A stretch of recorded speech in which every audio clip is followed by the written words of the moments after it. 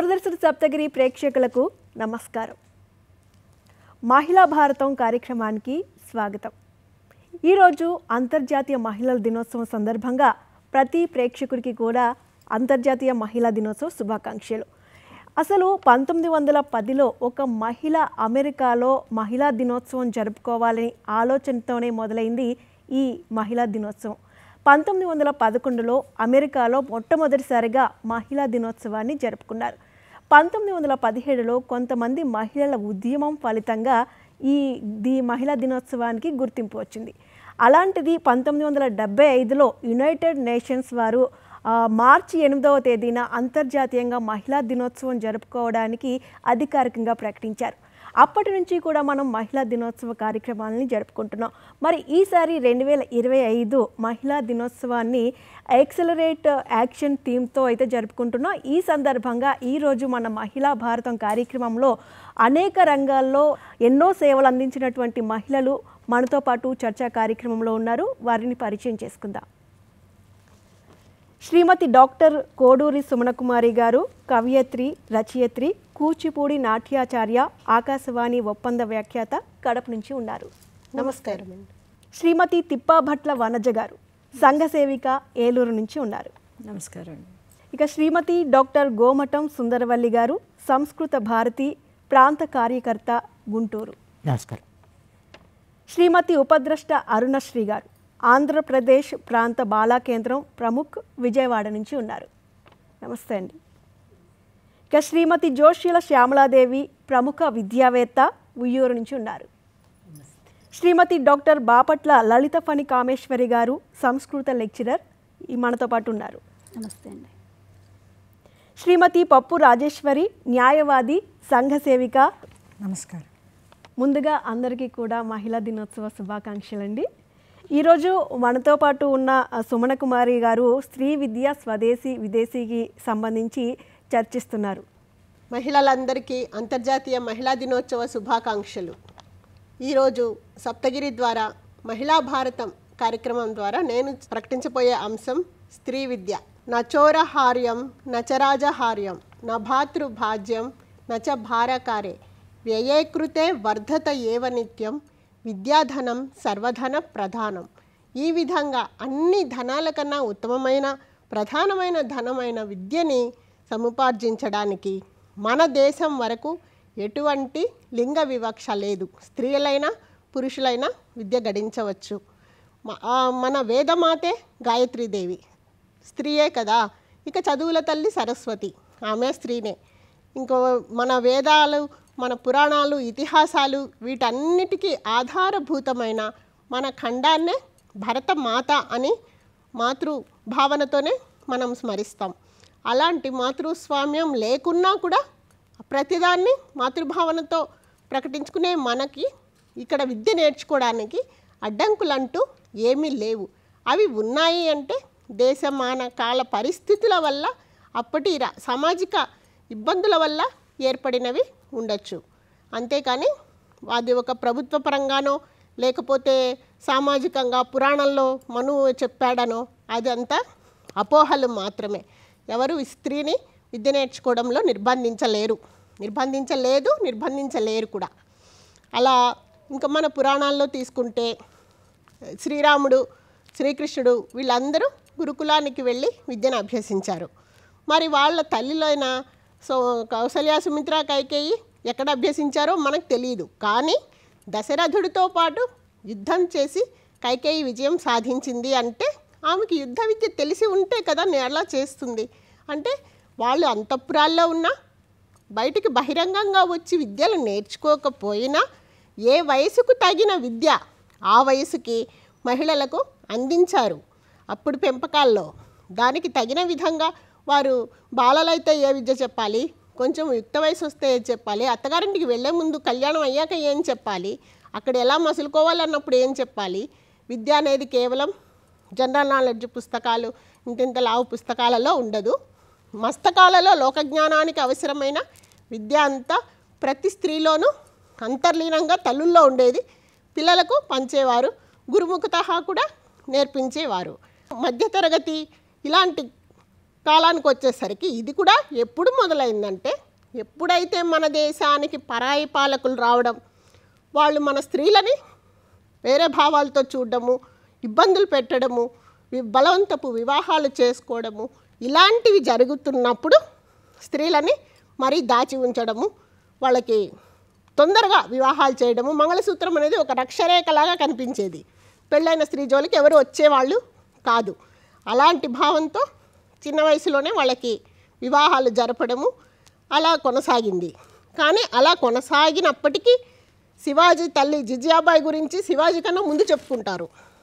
అంటే ఆమె ఎంత తెలివితో తన బిడ్డని పెంచి మనం భరత పరువు నిలబెట్టమని, మన భారతదేశం పరువు నిలబెట్టమని ఆమె చెప్పి ఉంటుంది.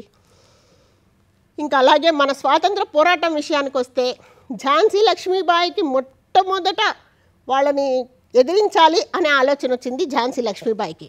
మరి ఆమె స్త్రీనే కదా, అంటే ఎంత రాజనీతిజ్ఞతగా ఆమె ఆలోచించింది. తర్వాత మన దేశానికి రాబోయే కష్టం ఏంటి అని అప్పుడే ఆలోచించి అక్కడి నుంచి నిరోధించడం మొదలైంది. అదే పెద్ద స్వతంత్ర పోరాటంగా మనము కొనసాగి 1947లో మన దేశమాతకే స్వతంత్రం వచ్చేంత పోరాటం జరిగింది. కాబట్టి విద్య ఎవరు నిరోధిస్తే ఆడవాళ్ళు నేర్చుకోకుండా పోవడం అనేది లేదు. ఎవరు నిర్బంధానికి గురయ్యే ధనం కాదు విద్య. అది ఎవరైనా వారి మేధస్సును బట్టి ఎవరైనా గడించవచ్చు, ఎవరైనా స్వీకరించవచ్చు. ఇంకా మనము ఒక 100 రూపాయల నోటు అందరూ గమనించి ఉంటారు. దాని మీద ఒక బావి చిత్రం ఉంటుంది. ఉదయమతి అనే రాణి తవ్వించిన బావి అది. ఆ బావి 11 అంతస్తులుగా అంతర్భూభాగానికి నిర్మించబడింది. ఎప్పుడు 11వ శతాబ్దంలో.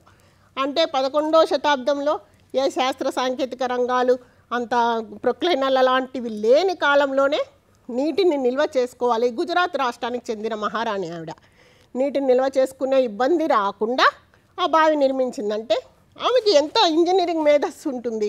మహిళలకి అది ఇంజనీరింగ్ కావచ్చు, వైద్యం కావచ్చు. వాలంటీనా తెరెస్కోవా మొట్టమొదట అంతరిక్షంలో చంద్రుడి మీద కాలు పెట్టింది. మరి వీళ్ళందరూ మహిళలే. వీళ్ళందరూ వివిధ రంగాల్లో వాళ్ళకు ఇది నేర్చుకోవాలి, ఇలా వెళ్ళాలి, దీంట్లో మనము అభివృద్ధి సాధించాలి అనుకున్నప్పుడు ఎవరి ఆ నిరోధానికో ఎవరి ప్రలోభానికో వాళ్ళు పోలేదు. వాళ్ళంతకు వాళ్ళు ఎదగడానికి ప్రయత్నించారు, ఎదిగి చూపించారు. మనకు సరోజినీ నాయుడు, సుచేతా కృపాలని, దుర్గాబాయి దేశ్ముఖ్ ఇలాంటి వాళ్ళందరూ మంత్రులుగా, ప్రతిభా పాటిల్ రాష్ట్రపతిగా, ఇప్పుడు నేడు ద్రౌపది ముర్ము, వీళ్ళందరూ కూడా అలా ఒక చిన్న స్థాయి నుంచి, చిన్న చిన్న కుటుంబాల నుంచి, వారికి చదువుకునే ఆర్థిక స్తోమతలు అవన్నీ లేని కాలం నుంచి కూడా వాళ్ళు ఎదిగి అంత స్థాయికి చేరుకున్నారు. కాబట్టి మహిళా దినోత్సవం సందర్భంగా బేటీ బచావో, బేటీ పడావో ఇలాంటివి వింటూ ఉంటాం. నినాదాల కిందకు వదిలేస్తాం, వింటాం, వదిలేస్తాం. అలా కాదు, నిజంగానే కాపాడుకోవాలి, అమ్మాయిని చదివించుకోవాలి. ఇల్లాలి చదువు ఇంటికి వెలుగు. అలాగే విదేశీ చదువుల పట్ల వ్యామోహం విడనాడాలి. కేవలం మన దేశంలో లేని చదువు అంటూ ఏమీ లేదు. ఎందుకంటే రక్షణ లేని కాలం కాబట్టి, ఎక్కడ ఎలా ఉంటుందో తెలియని కాలం కాబట్టి మన బిడ్డలని మన సంరక్షణలోనే ఉంచుకుని చక్కగా చదువు నేర్పిస్తే మన మహిళలు ప్రపంచాన్ని శాసించగల ధీరోదాత్తలని అనడంలో ఎటువంటి సందేహం లేదు. ఈ అవకాశాన్ని ఇచ్చినందుకు ధన్యవాదాలు. చాలా చక్కగా చెప్పారమ్మా. అసలు మహిళల గురించి, ఒక్కొక్కరి గురించి, ఒక్కొక్క విదేశీ స్వదేశీ విద్యల గురించి, అలాగే ఎలా వాళ్ళు చేశారు ఏంటనేది ఈ సందర్భంగా చాలా చక్కగా తెలియజేశారు.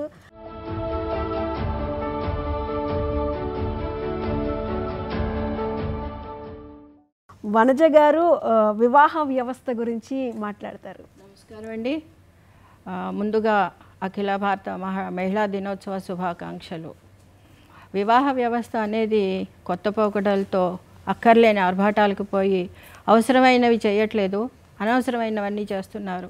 వివాహంలో జరిగే ప్రతి క్రియ కూడా ఒక అర్థం, పరమార్థం కలిగి ఉంటుంది.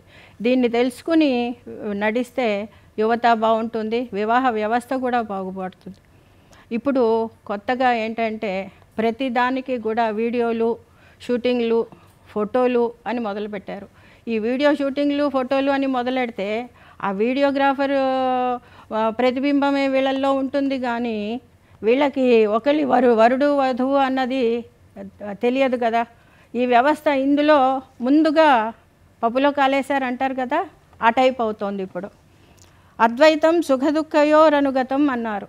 ఎందుకు అని అంటే వివాహ వ్యవస్థ అనేది ఒకరికి ఒకరుగా సుఖదుఖాల్లో పాలు పంచుకుని జీవనాన్ని సాగించాలన్నదే మన వివాహ వ్యవస్థ యొక్క సంస్కృతి సంప్రదాయం. ఇప్పుడు ఇందులో ముఖ్యమైనది జీరక గుడ మిశ్రమం అని అంటారు. జీరక గుడ మిశ్రమము పురోహితుల వారు ఒక వధూవరులకి ఒకళ్ళకి ఒకళ్ళు తల మీద పెట్టుకోమని చెప్తారు. దీని ద్వారా ఏం జరుగుతుందంటే బ్రహ్మరంధ్రం ద్వారా, సహస్రారం ద్వారా, వీరికి అజ్ఞాచక్రాద్వం ద్వారా ఒక విశేషమైన శక్తి పుట్టి ఒకరిపై ఒకరికి ఒక అవ్యాజమైన ప్రేమ పుడుతుంది.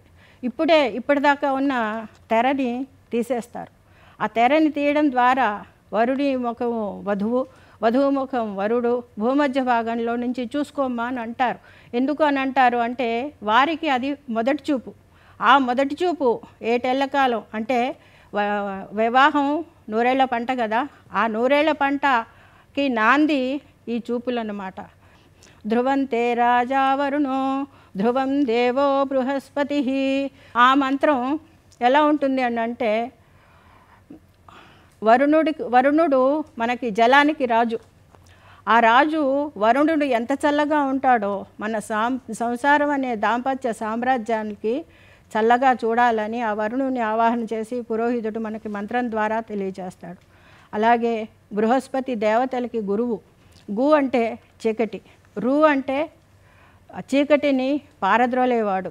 ఆ గురువు మనకి రక్షగా ఉండి మన సంసారాన్ని పెడదోవ పట్టకుండా కాపాడతగాక అని మంత్రాలకి అర్థం. అలాగే మహేంద్రుడు సుఖభోగాలకి ప్రతీక కదా. మన దాంపత్యం అన్నది సుఖంగా సంసారం చల్లగా ఉండడానికి. అలాగే అగ్ని పవిత్రం చేస్తారు. ఈ నలుగురు దేవతల్ని మనకి ఆహ్వానం చేసి పురోహితులు మంత్రం ద్వారా వాళ్ళిద్దరికీ జీలకర్ర బెల్లం పెట్టమని చెప్తారు. అలా కాకుండా ఇప్పుడు కొత్త పోకడలు ఏమవుతున్నాయంటే ఫోటోలకి ఫోజులు. ఆ ఫోజుల వల్ల విడాకులు ప్రబలుతున్నాయి. ఇలా కాదు, మన సంస్కృతి మనం పాటించాలి. మన వివాహ చాలా చాలా ప్రాముఖ్యమైంది. కాబట్టే పూర్వీకులు ఇప్పటి వరకు కూడా నూరేళ్ల పంట కాదు 1000 ఏళ్ల పంటగా చల్లగా వాళ్ళు వర్ధిల్లి మనల్ని వర్ధింపజేస్తున్నారు. అలాగే ఇంకొకటి, వధువునికి తాళి కట్టేటప్పుడు వరుడు అప్పుడు కూడా ఒక మంత్రం చదువుతారు. మాంగళ్యం తంతునా నేనా మమ జీవన హేతునా. మనము ఇప్పటి వరకు విడివిడిగా ఉన్నాము, ఇప్పుడు ఒకరికి ఒకరుగా ఉండి ఈ బంధంతో మనం పెనవేసుకున్నట్టుగానే మనం కూడా ఉండాలి, ఉండుగాక అని తాళి కడతాడు. ఆ తాళి కట్టేటప్పుడు కూడా వధువు తాళిని చూసుకుని మురిసిపోవాలే తప్పితే వచ్చే వాళ్ళని పలకరించడం కానీ ఇంకా వేరే వేరే పనులు చేయకూడదు. దానివల్ల అనర్థాలు చాలా చాలా చాలా జరుగుతున్నాయి. ఆ తర్వాత మనకి తలంబ్రాలు పోయిస్తారు. తలంబ్రాలు ఎలాగా 3 సార్లు పోయిస్తారు. వధువు తల మీద వరుడు, వరుడు తల మీద వధువు పోస్తారు 3 సార్లు. ఎందుకు ప్రతీక ఇది? ఒకటేమో సంపద, 2 సంతానం, 3 పశు సంపద. పశు సంపద అంటే మనకి ఈ 3 ఉంటే కానీ మన జీవనానికి జరగదు. కాబట్టి ఈ 3 ఉండాలి. ఆయాకి నెలవైన గురువులు కానీ దేవతలు కానీ వచ్చి మనల్ని కాపాడుదురుగాక, మీ దాంపత్యం అనే సామ్రాజ్యం పెడదోవ పట్టకుండా భార్య ద్వారానే సుఖభోగం అనుభవించి ఉండాలి అని అర్థం. ఆడవాళ్ళు ముందుకు రావాలి. ప్రతి దాంట్లో కూడా ఆడవారి హస్తం లేనిదే ముందుకు జరగదు జీవనం. ప్రతి దాంట్లో కూడా ఆడవారు ఉండాలి. అందుకని మన బాధ్యత మనం ఎరిగి ఈ వివాహ వ్యవస్థ అన్నది పెడదోవ పట్టకుండా మనం కాపాడుకుందాం. అందుకు మహిళలందరూ సహకరిస్తారని, ఆమోదిస్తారని, ముందుకు వస్తారని ఆశిస్తూ నమస్కారాలు. చాలా చక్కగా తెలియజేశారమ్మా. ఈ సందర్భంగా అసలు వివాహ వ్యవస్థ ఎలా, మన మహిళలు ఎలా ఉండాలి, ఒకప్పుడు ఎలా ఉండేవారు, ఇప్పుడు వస్తున్న కొత్త పోకడల గురించి అలా పోకుండా ఎంత చక్కగా పద్ధతిగా ఉండాలని తెలియజేశారు. ధన్యవాదాలు.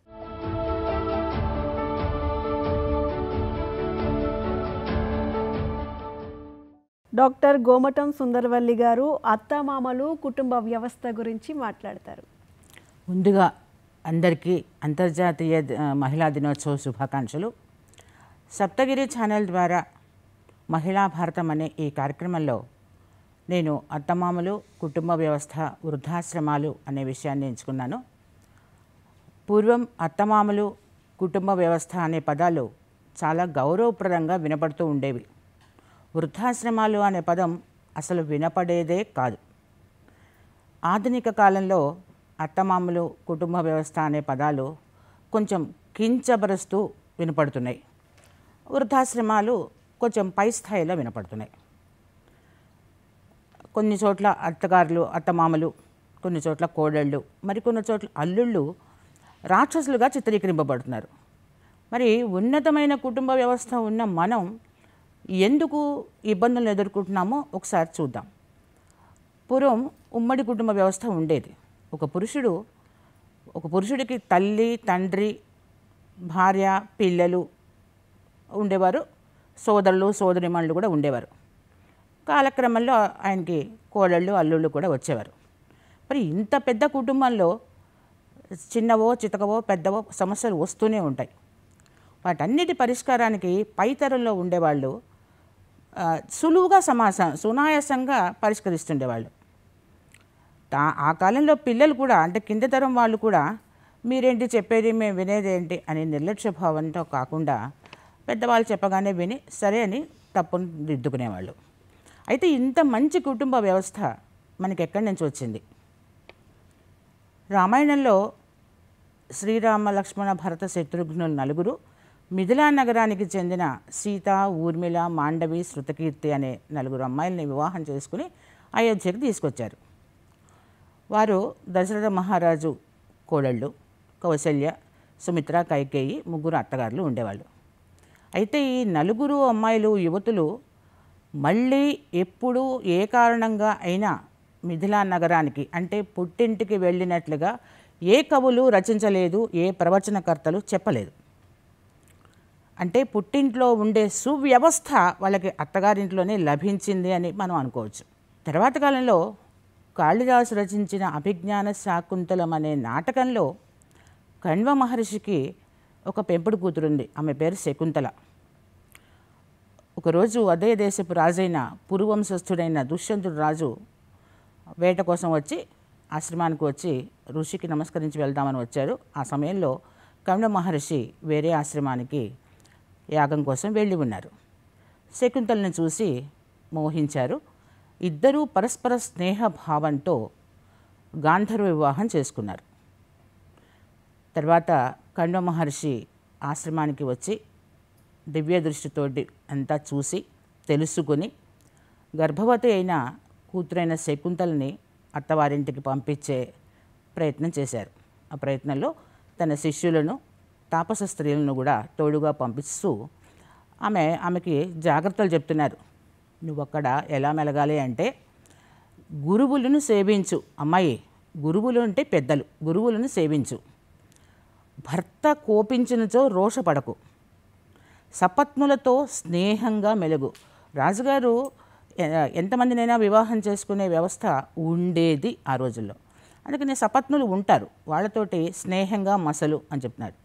సేవకులను ఆదరభావంతో చూడు. ఇలా కనుక నువ్వు చేస్తే పుట్టినింటికి పేరు తెచ్చేదానివి అవుతావు. ఒకవేళ వ్యతిరేకంగా చేస్తే పుట్టినింటికి పట్టిన మనోవ్యాధిలా అవుతావు అని చెప్పారు. మరి కూతురికి ఒక్కదానికే జాగ్రత్తలు చెప్పారా? అల్లుడు గారికి కూడా కొంచెం చెప్పారు. రాజా, మేము అడవిలో తపస్సు చేసుకునే వాళ్ళమని చెప్పని చులకనగా చూడకు. నీ గొప్ప వంశాన్ని ఒకసారి తలుచుకో.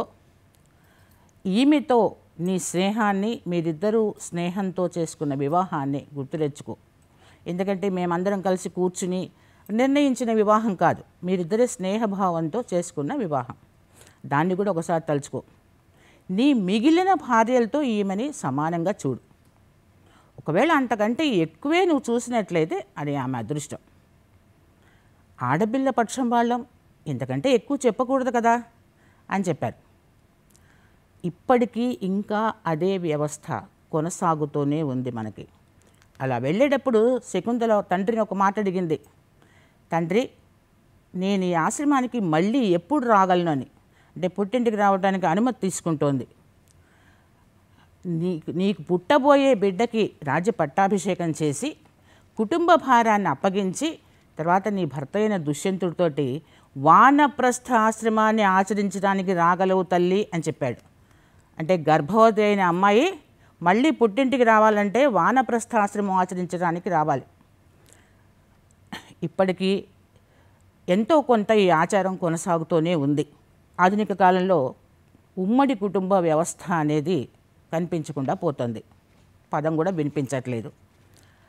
ఒకరిద్దరు పిల్లలతోటి కలిసి మెలిసి అనే పదాలు వినిపించట్లేదు. పెద్దవాళ్ళ మార్గదర్శకాలు లేకపోవడంతో ఈ యువత సమస్యల పాలవుతుంది. మరి పటిష్ట కుటుంబ వ్యవస్థను తేవడం అందరి బాధ్యత అయినప్పటికీ అత్తల రూపంలోనూ కోడళ్ళ రూపాల్లోనూ ఉన్న మహిళలదే పెద్ద బాధ్యత. అత్తమామలు కోడళ్ళని నీకు మేమే తల్లిదండ్రులం అనే భావాన్ని కలిగిస్తూ, వచ్చే కోడళ్ళు మీ అత్తమామలతోటి మీరే మా తల్లిదండ్రులు అనే భావాన్ని పొందుతూ అలా గనక కొంచెం మారితే కనుమరుగవుతున్న మన కుటుంబ వ్యవస్థని మళ్ళీ తిరిగి తేవచ్చని నా అభిప్రాయం. ఇంకా వృద్ధాశ్రమాలు, మాతృదేవోభవ పితృదేవోభవ అని తైత్రీయోపనిషత్తు వాక్యాలని పెద్దలు చెప్తూ ఉంటారు. అటువంటి పదాలు నేర్చుకున్న మన వ్యవస్థలో తల్లిదండ్రులని వృద్ధాశ్రమాల్లో చేరుస్తూ మీకు సౌకర్యాలు కనిపిస్తున్నాము అని అనుకుంటున్నారు. ఇదివరకు తల్లిదండ్రులు వానప్రస్థానికి వాళ్ళంతటా వాళ్ళు వెళ్ళారు, చాలా చోట్ల చెప్పబడింది. ఇప్పుడు వృద్ధాశ్రమాల్లో చేరుస్తున్నారు. వీరు ఎవరైతే పంపిస్తున్నారో వారు పెద్దయ్యాక మన పిల్లలు కూడా మన ఇలాగే చూస్తారేమో, మనం భారం అవుతామేమో అన్న ఆలోచన వాళ్ళకి రావట్లేదు. కూతురైనా కోడలైనా మహిళయే కాబట్టి తల్లిదండ్రుల్ని, కూతురైతే తల్లిదండ్రుల్ని తనే చూడాల్సి వస్తే అత్తింట్లో నెమ్మదిగా చెప్పుకొని తల్లిదండ్రుల్ని వృద్ధాశ్రమంలో చేర్చకుండా చూసుకోవాలి. కోడలు తన భర్తతోటి నీ తల్లిదండ్రుల్ని అంటే అత్తమామల్ని వృద్ధాశ్రమంలో చేర్చండి అని చెప్పకూడదు. ఒకవేళ భర్తే కనుక నా తల్లిదండ్రుల్ని వృద్ధాశ్రమంలో చేరుస్తాను అని కనుక అంటే వద్దు, వాళ్ళ దగ్గర నుంచి వచ్చే మార్గదర్శకాలు ఉంటేనే మన పిల్లలు మంచి సమాజ నిర్మాణంలో భాగస్వాములు అవుతారు అని చెప్పాలి. ఇలాంటి ఆచరణ ఉన్న వ్యవస్థ వల్ల సమాజానికి హితం చేకూరుతుంది, దేశానికి హితం చేకూరుతుంది. ఓకే, చాలా చక్కగా తెలియజేశారమ్మా. అత్తమామలు కుటుంబ వ్యవస్థ గురించి, అలాగే అత్తైనా కోడలైనా కూడా సర్దుకుపోయి మాట్లాడుకుంటే అన్ని విషయాలు చాలా చక్కగా ముందుకు వెళ్తాయి అనే విషయాన్ని చాలా చక్కగా తెలియజేశారు.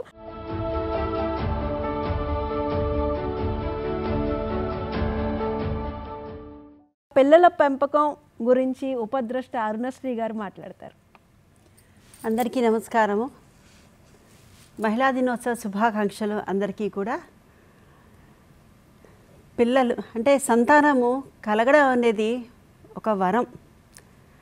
ఆ వరాన్ని మనము సరిగ్గా సరైన రీతిలో దాన్ని అందిపుచ్చుకుని పిల్లల్ని చక్కగా పెంచడం అనేది చాలా అదృష్టం.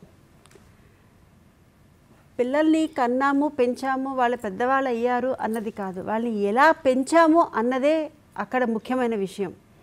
అయితే పిల్లల పెంపకం ఎక్కడ మొదలవుతుంది అంటే తల్లి గర్భంలో ఉన్నప్పటి నుంచి కూడా జాగ్రత్త పడడం దగ్గర నుంచి మొదలవుతుంది. అంటే ఎలా అనుకుంటే తల్లి తీసుకునేటువంటి ఆహారం దగ్గర నుంచి, తల్లి పౌష్టిక ఆహారం తీసుకోవాలి. ఆ ఆహారము తనకి తన బిడ్డకి ఇద్దరికీ కూడా ఆరోగ్యాన్ని ఇచ్చేటువంటి ఆహారాన్ని తీసుకోవాలి. అదేవిధంగా తాను సాహిత్యాన్ని, మంచి సాహిత్యాన్ని, మంచి ఆధ్యాత్మిక పుస్తకాలని, లేకపోతే విషయాలని ఎప్పటికప్పుడు చదువుతూ ధార్మికమైనటువంటి పుస్తకాలని, విషయాలను తెలుసుకుంటూ ఇతిహాస మహాభారత రామాయణ ఇతిహాసాలన్నీ కూడా ఆవిడ చదువుతూ ఉండాలి, తెలుసుకుంటూ ఉండాలి, చూస్తూ ఉండాలి. అలాంటివన్నీ కూడా మంచి మంచి విషయాలు అలా ఉండడం వల్ల ఏంటంటే ఆ పిల్లాడికి కూడా మానసికమైన స్థితి చాలా బాగుంటుంది. తల్లి ప్రసవం అయిన తర్వాత ఆ పిల్లాడిని ఎలా పెంచాలి, ఏ విధంగా పెంచాలి అనేది ఒక్క తల్లి బాధ్యతే కాదు, తండ్రి అలాగే ఆ ఇంట్లో ఉన్నటువంటి పెద్దలందరిది కూడా బాధ్యతే. అయితే ప్రముఖ బాధ్యత తల్లిది. తాను మంచి విషయాలు నేర్పిస్తూ వివేకాన్ని, వినయాన్ని, ఎలా నడవాలి, ఎలా మాట్లాడాలి, ఎలా చూడాలి, ప్రపంచాన్ని ఎలా చూడగలగాలి, శౌర్యాన్ని, వివేకాన్ని ఇవన్నీ కూడా తల్లే నేర్పించగలదు. కానీ ఈ బిడ్డ నాకు మాత్రమే సంబంధించిన వాడు అని అనుకోకూడదు. ఎందుకంటే తాను ఏ ఇంట్లో అయితే ఉంటుందో ఆ ఇంటికి సంతానం ఆ పిల్లాడు. కాబట్టి తల్లిదండ్రులు ఇద్దరూ కూడా ఆ పిల్లవాడిని చాలా జాగ్రత్తగా మంచి సంస్కారంతో ఆ ఇంట్లో ఉన్నటువంటి అత్తమామలు కానివ్వండి, తల్లిదండ్రులు కానివ్వండి, వారి యొక్క మార్గదర్శనంలో వారి యొక్క సంస్కారంతో ఆ పిల్లల్ని పెంచాలి. తర్వాత ఇలాంటి విషయాలు ఇంకా చాలా ఉన్నాయి మనం చెప్పుకోవాలి అంటే. చదువు, కేవలం చదువు మాత్రమే కావాలా? చదువు కోసం మనం తీసుకెళ్ళి ఆ కాలేజీలో, స్కూళ్ళల్లో మనం పంపిస్తూ ఉంటాం ఉదయం నుంచి సాయంత్రం వరకు. కేవలం చదువు మాత్రమే వస్తుంది. మరి వాళ్ళకి మిగతా విషయాలు ఎవరు నేర్పిస్తారు? తల్లే నేర్పించాలి. ఆ స్కూళ్ళల్లో వాళ్ళకి కొంత ఈ పాఠ్య ప్రణాళికలో ఉన్నటువంటి విషయాలు మాత్రమే నేర్పించాలి ఉంటుంది. కానీ తల్లికి అలా కాదు. తల్లి అన్ని విషయాలు నేర్పించగలదు. అందుకే తల్లి ఏ బిడ్డడికైనా కూడా అసలైన గురువు. కాబట్టి ఆ పిల్లలకి తాను మంచి సంస్కారాన్ని ఇస్తూ పెంచాలి. జిజియాబాయి తన కుమారుడు శివాజీకి ప్రతి పుణ్యక్షేత్రానికి తీసుకెళ్ళి అక్కడ ఉన్నటువంటి అన్ని విషయాలు చెప్తూ, గొప్ప గొప్ప విషయాలన్నీ కూడా చూపిస్తూ, అక్కడ చెప్తూ, ఆనాటి వైభవాన్ని వివరిస్తూ, అలాగే అక్కడ మనకి అప్పుడు ఉన్నటువంటి పరాయిల యొక్క పాలన వల్ల జరుగుతున్నటువంటి అన్యాయాల్ని కూడా వివరిస్తూ ఉండేది. గొప్ప గొప్ప వారి యొక్క త్యాగాల్ని వివరించేది ఆవిడ. ఇవన్నీ కూడా శివాజీకి ఉగ్గుపాలతో నేర్పించి శౌర్య పరాక్రమాలని ఆ పిల్లవాడికి ఇచ్చింది అనమాట. స్వామి వివేకానంద గారి గురించి కూడా చెప్పుకుందాం మనం. వారు ఎప్పుడు కూడా వారి అమ్మగారితో పాటు ప్రవచనాలకి వెళ్తూ ఉండేవారు. అంటే వాళ్ళ అమ్మగారు తీసుకెళ్తూ ఉండేవారు. ప్రవచనాలకి వెళ్తూ ఉన్నప్పుడు ఒకసారి ఒక ప్రవచనకర్త గారు చెప్పారు హనుమంతుడి గురించి. ఆ రామభక్తుడికి అరటి తోటలంటే చాలా ఇష్టము, అందుకని ఎప్పుడు అరటి తోటలలోనే ఎక్కువ ఉంటాడు అని. అయితే ఆ మాట, ఆ ప్రవచనం మొత్తం అయిపోయిన తర్వాత హనుమంతుడు ఏం చేశాడు? సాక్షాత్తు అరటి తోటలకు వెళ్ళిపోయి అరటి తోటలని వెతికేసి వచ్చాడు. వెతికేసి చాలా ఆలస్యంగా ఇంటికి వచ్చి అమ్మా నాకు ఎక్కడా హనుమంతుడు కనిపించలేదు, చాలా వెతికాను అని. కానీ ఆ తల్లి ఏం చెప్పింది?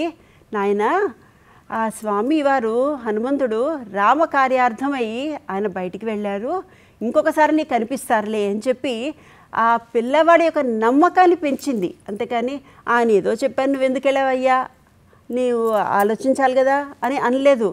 పిల్లవాడి నమ్మకాన్ని, విశ్వాసాన్ని పెంచింది. అది తల్లి యొక్క బాధ్యత. కాబట్టి తల్లి మాట విన్నవాళ్ళు ఎప్పుడూ కూడా చక్కగా మంచి మార్గంలోనే ఉన్నారు. కాబట్టి తల్లి ఎప్పుడూ కూడా మంచి విషయాలు నేర్పిస్తూ పిల్లలని సరైన మార్గంలోకి తీసుకొస్తూ ఉండాలి. ఇది మనం ఇంకొక విషయం కూడా చెప్పుకోవాలి ఇక్కడ. మనం ఏ విషయం అయితే చేస్తున్నామో, ఏ విషయం అయితే చెప్తున్నామో అది పిల్లలు చాలా జాగ్రత్తగా గమనిస్తూ ఉంటారు. నువ్వు ఒకటి చెప్తూ ఇంకొకటి చేస్తూ ఉన్నావనుకో పిల్లలకి అర్థం అవుతుంది. నువ్వేం చేస్తున్నా అదే వాళ్ళు గమనిస్తారు. ఇందాక వారు చెప్తున్నట్టుగా నువ్వు నీ తల్లిదండ్రులని, అత్తమామల్ని గౌరవించకపోతే రేపు నీ పిల్లలు కూడా అదే చేస్తారు. వాళ్ళకి అర్థం అవుతుంది, అరే తాతయ్య నాయనమ్మని ఇలా చూస్తుంది మా అమ్మ, కాబట్టి రేపు నేను కూడా మా అమ్మని ఇలాగే చూడాలా అనే ఒక ప్రశ్న వస్తుంది. మన ఉపనిషత్తుల్లో కానీ ఎక్కడైనా కూడా, మన మహాభారతాల్లో కానివ్వండి, రామాయణంలో కానీ పెద్దల్ని గౌరవించడమే చూపించారు. ఆ తర్వాత సంతానాన్ని కూడా చాలా గొప్పగా పెంచారనే చూపించారు. కాబట్టి ఎక్కడా కూడా చిన్న చూపు లేదు. అందరినీ కూడా ఔన్నత్యంతో పెంచారు, ఉన్నత స్థాయికి తీసుకెళ్లారు. కాబట్టి ఈ తరాన్ని మనం ముందుకు తీసుకెళ్ళాలి. ఒక భావి భారతాన్ని నిర్మించాలి అంటే ఆ బాధ్యత ఎవరిది? మన మహిళలది. మనం ఎప్పుడు కూడా మన పిల్లలకి మంచి సమయాన్ని కేటాయిస్తూ వాళ్ళని సరైన దారిలోకి తీసుకెళ్తూ ఈ బాల భారతాన్ని భావి భారతంగా గొప్ప పౌరులుగా తీర్చిదిద్దాల్సిన బాధ్యత, కర్తవ్యము మనందరి ముందు ఉంది. అరుణశ్రీ గారు చాలా చక్కగా తెలియజేశారు. అప్పటి పిల్లల పెంపకం గురించి ఇప్పటి తరానికి తెలిసే విధంగా ఎంతో సవివరంగా వివరించారు.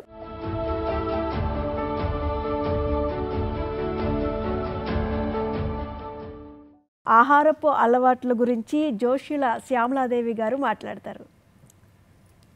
అందరికీ నమస్కారం. సప్తగిరి దూరదర్శన్ ప్రేక్షకులకు నమస్కారం తెలియజేస్తూ, ఈరోజు అంతర్జాతీయ మహిళా దినోత్సవం సందర్భంగా మహిళలందరికీ శుభాభినందనలు తెలుపుకుంటూ, మహిళా భారతం అనే ఈ కార్యక్రమంలో నన్ను పాల్గొనడానికి అవకాశం ఇచ్చిన వారందరికీ ధన్యవాదాలు తెలుపుకుంటున్నాను. ఈరోజు నేను ఆహారపు అలవాట్ల గురించి చెప్పదలుచుకున్నాను. ఎందుకంటే మానవుడు ఆహారంతోనే జన్మిస్తాడు. అంటే మనం తీసుకున్న ఆహారం ద్వారానే మనం పెరుగుతాం. కడుపులో ఉన్నప్పటి నుంచి తల్లి ఆహారాన్ని ఆ బిడ్డకి అందజేస్తూ ఉంటుంది. బయటికి వచ్చిన తర్వాత కూడా ఆహారంతో పిల్లవాడు పెరుగుతాడు. అయితే ఆహారం, ఎటువంటి ఆహారం తీసుకోవాలి, ఆహారానికి ఉన్న లక్షణాలు ఎలా ఉండాలి, ఎటువంటి ఆహారం తీసుకుంటే ఎలా తయారవుతారు అనేది తెలుసుకుంటే తప్పకుండా అందరూ కూడా మంచి ఆహారం తీసుకుని, ఆ ఆహారం ద్వారా ఆరోగ్యం వస్తుంది, ఆయుష్ పెరుగుతుంది, మనోబలం, మానసిక బలం పెరుగుతుంది, శారీరక బలం కలుగుతుంది. ఇవన్నీ తెలుసుకుంటే తప్పకుండా అందరూ కూడా మంచి ఆహారం వైపు ఆకర్షితులవుతారు. అయితే ఇందులో స్త్రీ బాధ్యత ఎంత? ముఖ్యంగా పూర్వపు రోజుల్లో అనాదిగా మనం గమనిస్తున్నది ఏంటంటే, తల్లి ఇంట్లో పిల్లలకి వండి పెడుతూ ఉంటుంది. తల్లి ఇంట్లో వండి పెట్టే ఆహారాన్ని పిల్లలు ఇష్టపడే విధంగా ఆ తల్లి వండి పెట్టేది. వంట చేసేటప్పుడు భగవన్నామం చేసుకుంటూ చక్కగా ఆ వంట అంతా తయారు చేసి, ఎవరికి ఏది ఇష్టమో పిల్లలది తెలుసుకుంటూ వాళ్ళందరూ కుటుంబం కలిసి కూర్చుని భోజనం చేసేవారండి. అప్పుడు ఆ భోజనం కూడా ఎలాగుండాలి? మంచి సాత్విక ఆహారం, అలాగే భగవంతుడికి అర్పించి తినాలి ఏదైనా. అలా భగవన్నామం చేసిన తర్వాతే అందరూ కూర్చుని చక్కగా కలిసి ఏం తింటున్నారో తెలుసుకుంటూ తినేవారు. మరి భగవద్గీతలో కూడా కృష్ణ పరమాత్మ ఏం చెప్పాడంటే, యుక్తాహార విహారస్య యుక్త కర్మస్య చేష్టసు. అంటే మనం ఆహార వ్యవహార విషయాల్లో, కర్మాచరణ యందు మనం గనక జాగ్రత్త వహిస్తే మనకి దుఃఖం కలగదు, ఎప్పుడూ కూడా మనకి మంచే జరుగుతుంది అని. ఆహారాన్ని కృష్ణ పరమాత్మ మళ్ళీ భగవద్గీత 17వ అధ్యాయం శ్రద్ధాత్రయ విభాగ యోగంలో 3 లక్షణాలు చెప్పారండి ఆహారానికి. ఆయు సత్వబలారోగ్య సుఖప్రీతి వివర్ధనా రస్యా స్నిగ్ధా స్థిరా హృద్యా ఆహార సాత్విక ప్రియ. సాత్విక ఆహారం ఎలాంటిది? దానివల్ల ఏమొస్తుందిట? ఆహారం వల్ల ఆయువు, బలము, ఆరోగ్యం, ప్రీతి, చాలా ఇష్టంగా ఉంటుందిట ఆహారం, సాత్విక ఆహారం. అది ఎలా ఉంటుంది? రసంతో ఉండాలట, స్నిగ్ధ, వెన్నపూస అలాంటి స్నిగ్ధ పదార్థాలు ఉండాలట. అలాగే స్థిర, ఆ తిన్న ఆహారం మనకి వంట పట్టి ఎక్కువ కాలం మన శరీరంలో ఉండి రక్తం రూపంలో అది బలాన్ని ఇవ్వాలి మనకి, శరీరానికి శారీరక బలం ఇవ్వాలి, అలాగే మానసిక బలాన్ని ఇవ్వాలి.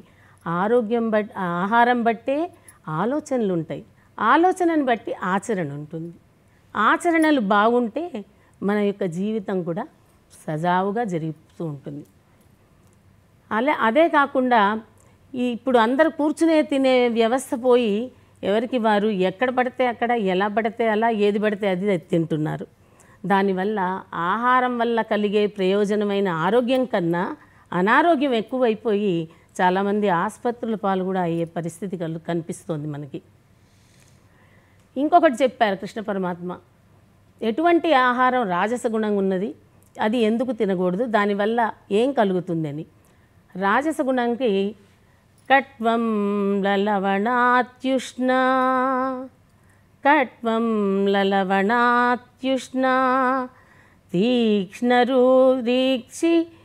విదాహినా ఆహారాహ రాజసస్యేష్ట దుఃఖశోకామయప్రదం. దుఃఖం కలిగిస్తుందిట రాజసాహారం. ఏమిటి అది? మనం చేదు, కట్వం అంటే చేదు, ఆమ్లం అంటే పులుపు, లవణం అంటే ఉప్పగా ఉన్నవి. ఇటువంటి ఆహారాలన్నీ మనం కనుక ఉష్ణం, అత్యుష్ణంగా ఉన్నది, వేడి, అతి వేడి పదార్థాలు, వేడివేడిగా పొగలుగా తెచ్చుకుంటున్నారు.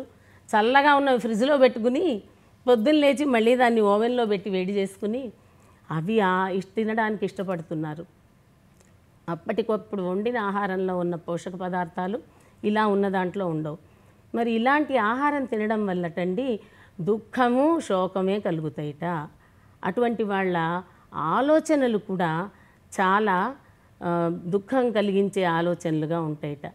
కాబట్టి ఆహారం పెట్టే విషయంలో తల్లులు పిల్లలకి సరి అయిన అలవాట్లని, సమయానికి సరి అయిన సమతులన ఆహారం పెట్టి వాళ్ళ ఆరోగ్యం పైన చెప్తూ, అలాగే పిల్లలకి తల్లి అందరికి కూర్చోబెట్టి పెట్టినప్పుడు కుటుంబ సభ్యులందరికీ, ఇవాళ పిల్లలంటే ఒకళ్ళు ఇద్దరే గనక ఆ ఉన్న ఒకళ్ళిద్దరికి కుటుంబంతో సహా కలిసి తింటున్నప్పుడు తల్లికి కూడా వాళ్ళు ఎంత తింటారు, ఏది ఇష్టంగా తింటారు, వాళ్ళ పుట్టినరోజు నాడు ఆ ఇష్టమైనది చేయడం.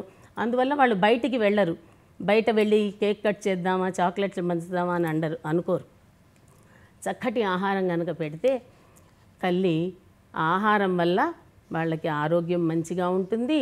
ఆరోగ్యవంతమైన మానవులున్న సమాజం ఎప్పుడూ కూడా ఉన్నతి వైపే పురోగతి చెందుతుంది, కానీ దానికి తిరోగతి అన్న పదం ఉండదు. ప్రతి ఒక్కరూ కూడా సాత్విక ఆహారం తీసుకుని సత్వగుణ ప్రధానంగా వారు ఎదుగుతూ సంతోషమైన సంపూర్ణ ఆయుష్తో జీవించాలని నేను నా యొక్క అభిప్రాయంగా తెలుపుతున్నానండి. అందరికీ ధన్యవాదాలు. చాలా చక్కగా ఆహారపు అలవాట్ల గురించి మీ గాత్రంతో అందరికీ తెలిసే విధంగా చాలా చక్కగా తెలియజేశారమ్మా.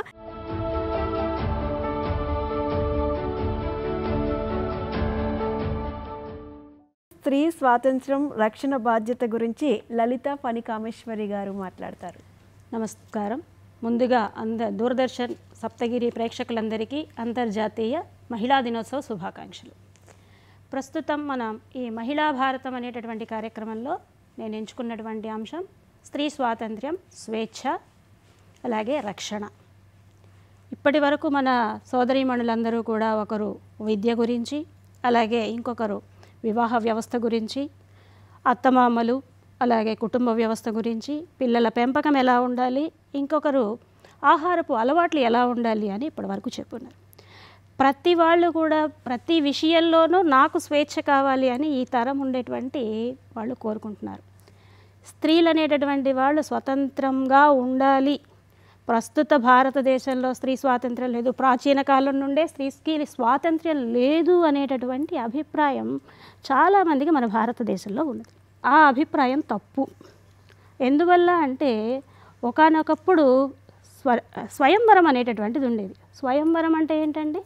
తనకు నచ్చినటువంటి వరుణ్ణి ఎన్నుకునేటటువంటి స్వేచ్ఛ ఎవరికి ఉన్నది? అమ్మాయికే ఉన్నది. అలాగే అలా ఉండబట్టే కదా శకుంతల తనకు నచ్చినటువంటి దుష్యంతుణ్ణి తండ్రికి తెలియకుండా కూడా వివాహం చేసుకునేటటువంటి స్థితి ఆనాడు ఆమె కలిగింది.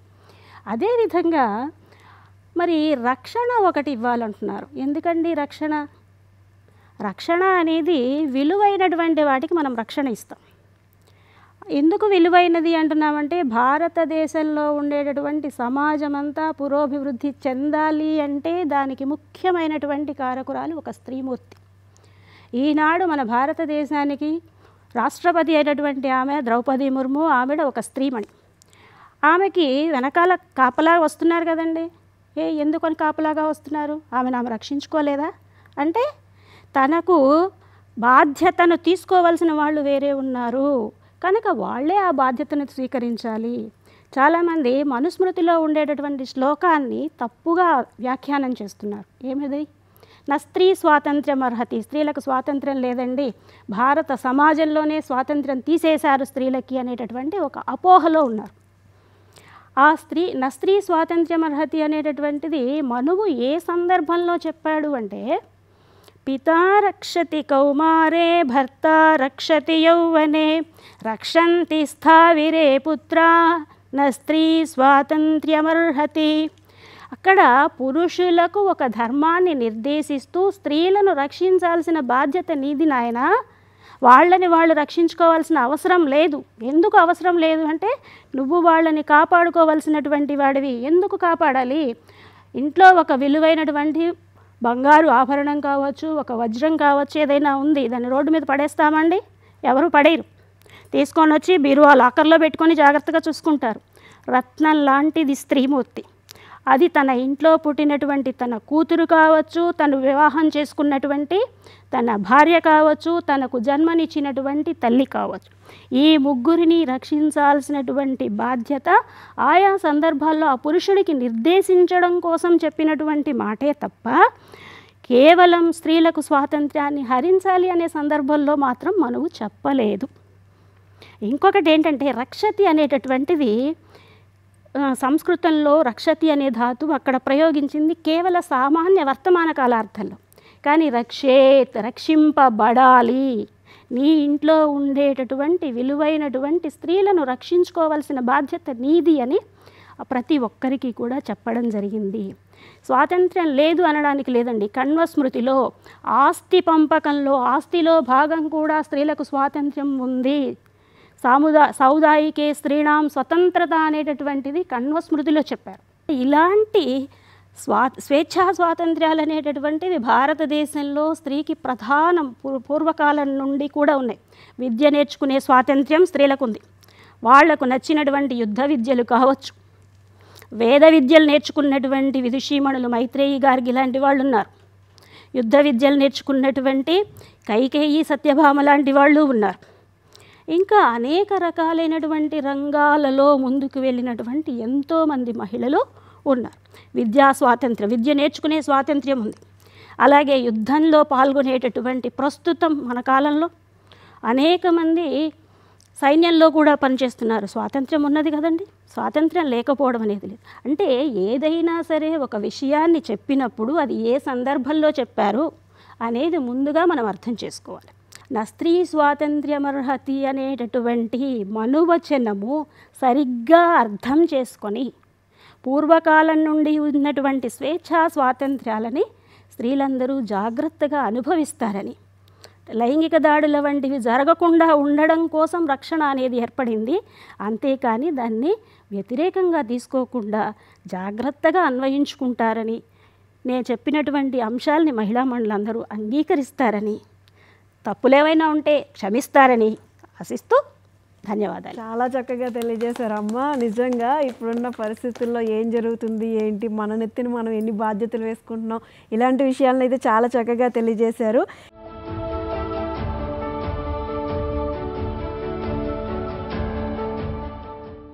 సర్దుకుపోదామా విడిపోదామా అనే అంశాన్ని పప్పు రాజేశ్వరి గారు మాట్లాడతారు. నమస్కారం అండి. దూరదర్శన్ ప్రేక్షకులకందరికీ నమస్కారం. మహిళా భారతంలోని ఆఖరి అంశము సర్దుకుపోదామా విడిపోదామా అని. ఇక్కడ మొదటి నుంచి విద్య గురించి చెప్పారు, వివాహం గురించి చెప్పారు, అత్తమామలు కుటుంబ వ్యవస్థ గురించి చెప్పారు, పిల్లల పోషణ గురించి చెప్పారు, అలాగే ఆహారము గురించి చెప్పారు, స్త్రీ స్వాతంత్రం గురించి చెప్పారు. వీటన్నిటి తర్వాత వివాహం అయిన తర్వాత సర్దుకుపోదామా విడిపోదామా అన్నది ఆ భార్యాభర్తలకి సంబంధించింది.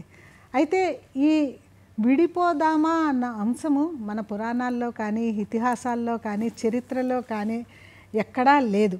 కొత్తగా మనకి బ్రిటిష్ వాళ్ళ పాలన వచ్చిన తర్వాత డైవర్స్ అనేసి ఒక సెక్షన్ చేర్చారే తప్ప మొదట్లో ఎట్లా అసలు విడిపోదామన్న కాన్సెప్ట్ అన్నది ఎక్కడా మన హిందూ సమాజంలోనే, భారతీయ సమాజంలోనే లేదు. అయితే సర్దుకుపోదామా అన్నది పూర్వకాలం నుంచి ఎలా వచ్చిందంటే, ఉమ్మడి కుటుంబ వ్యవస్థ ఉండేది. పెళ్ళైన తర్వాత కోడలు అత్తవారింటికి వెళ్ళిన తర్వాత కొన్ని సమస్యలు వచ్చేవి.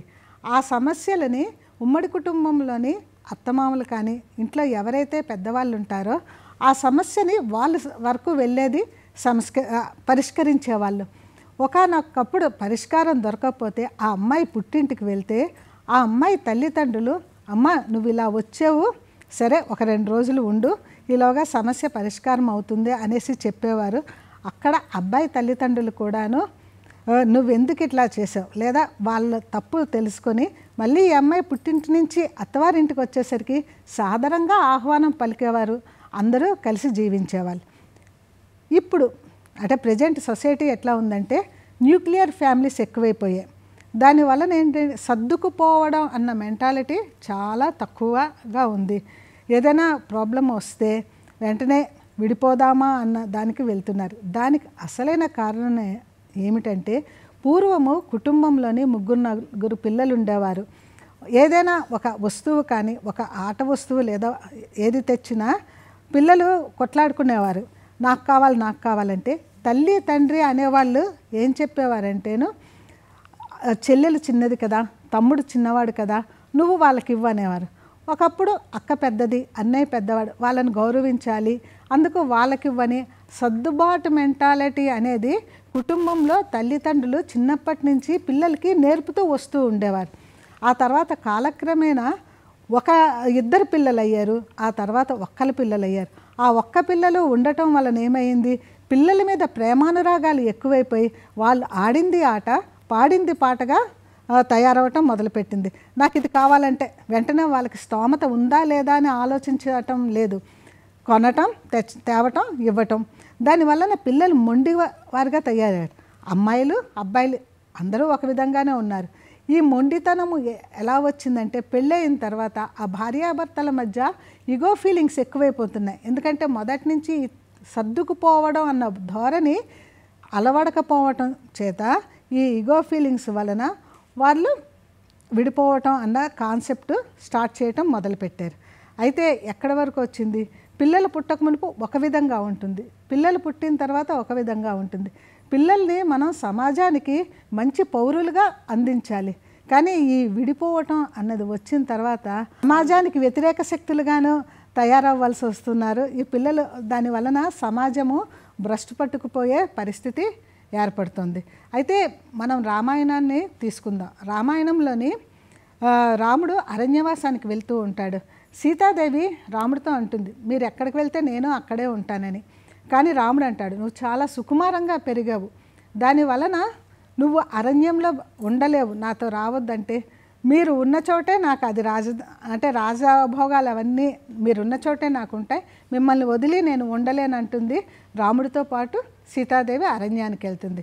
అదే రామాయణంలోని ఊర్మిళాదేవి, అంటే ఎక్కువ ఊర్మిళాదేవి గురించి రామాయణంలో చెప్పుకోరు, కానీ ఆమె ఎంత త్యాగం చేసిందంటే లక్ష్మణుడు రాముడితో పాటు అరణ్యవాసానికి వెళ్తే 14 సంవత్సరాలు నిద్ర లేకుండా ఆమె, అంటే అక్కడ లక్ష్మణుడు నిద్రపోకుండా ఉంటాడు కాబట్టి లక్ష్మణుడు వంతు కూడా ఈమె నిద్రపోతూ ఉంటుంది.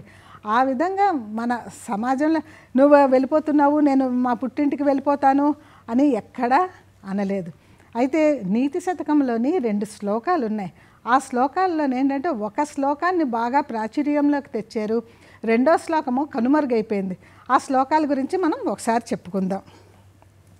కార్యేషు దాసి కరణేషు మంత్రి భోజేషు మాత రూపేచ లక్ష్మి శయనేషు రంభ క్షమయా ధరిత్రి. ఈ శ్లోకం అందరికీ తెలిసిందే.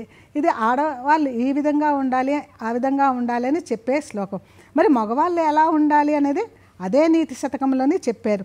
కార్యేషు యోగి కరణేషు దక్ష రూపేచ కృష్ణ క్షమయాతు రామ భోజేషు తృప్త సుఖదుఃఖమిత్రం సత్కర్మయుక్త కలు ధర్మనాథ. అర్థం ఏమిటంటే పనులు చేయడంలో ఒక యోగి వలె ప్రతిఫలాన్ని ఆశించకుండా చేయాలి భర్త, అంటే మగాడు అన్నవాళ్ళు. కరణేషు దక్ష కుటుంబాన్ని నిర్వహించడంలో నేర్పుతో కుటుంబాన్ని నిర్వహించాలి. రూపేచ కృష్ణ రూపంలోని కృష్ణుడి వలె ఉండాలి. క్షమయా తు రామ సహనంలో రాముడిలా ఉండాలి, అంటే క్షమించే గుణాన్ని పురుషుడు కలిగి ఉండాలి. భోజేషు తృప్త భోజనం దగ్గర తృప్తిగా తినాలి. మా అమ్మ చేసినట్టు నువ్వు చేయలేదు, మా అమ్మ అయితే బాగా చేస్తుంది, అటువంటి మాటలు రాకుండాను చక్కగాను భార్య ఏ విధంగా చెప్పినా చక్కగా బాగుంది అని తింటే ఆ భార్యకు కూడా తృప్తిగా ఉంటుంది. సుఖదుఃఖ మిత్రం అంటే సుఖాల యందు దుఃఖాల యందు మిత్రుడు మనకి ఏ విధంగా అయితే సలహానిస్తాడో ఆ విధముగా సలహాలని ఇస్తూ ఉండటం వలన మనకి చక్కగా అంటే అన్యోన్య దాంపత్యం అన్నది ఏర్పడుతూ ఉంటుంది. అయితే ఇక్కడ మనం ఇంకో విషయాన్ని కూడా తీసుకోవాలి. నన్నయ్య గారు శ్రీవాణి గిరిజ అన్న శ్లోకంలోని ఏం చెప్పారు? బ్రహ్మదేవుడికి నాలుక మీద సరస్వతీదేవి ఉంటుంది, విష్ణుమూర్తికి లక్ష్మీదేవి హృదయంలో ఉంటుంది, శివుడికి పార్వతీదేవి ఏకంగా శివుడు వామభాగాన్ని ఇచ్చాడు, వామభాగంలో ఉంటుంది. అంటే ఎక్కడ భర్త భార్యను వదిలేయలేదు, భార్య భర్తని వదిలేయలేదు. మన భారతీయ సమాజము ఈ విధంగా ఆదర్శవంతులుగా భగవంతులను తీసుకోవడం వలన ఒక కుటుంబ వ్యవస్థని పటిష్టంగా తయారు చేశారు. ఎక్కడా కుటుంబ వ్యవస్థ బీటలో ఆరకుండా దానిని పటిష్టంగా ఉంచటానికి షోడశ సంస్కారములు అనేసి ఒక సంస్కారాలను పెట్టారు. అందులో ఆ 16 సంస్కారాల్లో వివాహ వ్యవస్థకి అత్యున్నతమైన ఇంపార్టెన్స్ని ఇచ్చారు. కానీ ప్రస్తుత సమాజంలో ఏమవుతుందంటే దానికి తక్కువ చేసి సమాజాన్ని భ్రష్టు పట్టిస్తున్నారు. అటువంటి సమాజం దగ్గర నుంచి మనము మేల్కొని వివాహ వ్యవస్థని పటిష్టంగా చేయటం వలన, కుటుంబ వ్యవస్థ పటిష్టంగా తయారు చేయటం వలన మన భారతదేశంలో కుటుంబ వ్యవస్థ పటిష్టంగా ఉంటుంది. దానివలన మనం సర్దుకుపోతూ ఉండాలి. విడిపోదామా అన్న మాట మన నోట్లో నుంచి ఎప్పుడూ రాకుండా ఉండటం వలన ఒక మంచి కుటుంబాన్ని దేశానికి అందించగలుగుతున్నాం. చాలా చక్కగా తెలియజేశారమ్మా. అయితే సర్దుకుపోదామా విడిపోదామా అంటూ రాజేశ్వరి గారు, స్త్రీ స్వాతంత్రం రక్షణ బాధ్యత అంటూ ఫణి కామేశ్వరి గారు, అలాగే ఆహారపు అలవాట్లు అంటూ శ్యామలాదేవి గారు, పిల్లల పెంపకం గురించి అరుణశ్రీ గారు, అలాగే అత్తమామలు కుటుంబ వ్యవస్థ గురించి సుందరవల్లి గారు, వివాహ వ్యవస్థ గురించి వనజ గారు, అలాగే స్త్రీ విద్య గురించి సుమన కుమారి గారు చాలా చక్కగా తెలియజేశారు. ఎన్నో విషయాలని ఇప్పటి తరానికి అందించారు. మన ఈ మహిళా భారతం కార్యక్రమానికి విచ్చేసి చాలా చక్కటి విషయాలను తెలియజేశారు. అందరికీ కూడా ధన్యవాదాలమ్మా. మరొకసారి అందరికీ కూడా అంతర్జాతీయ మహిళా దినోత్సవ శుభాకాంక్షలు. చూసారు కదండి, ఇది ఈనాటి మన కార్యక్రమం. మరో కార్యక్రమంలో మళ్ళీ కలుసుకుందాం. అంతవరకు సెలవు. నమస్తే.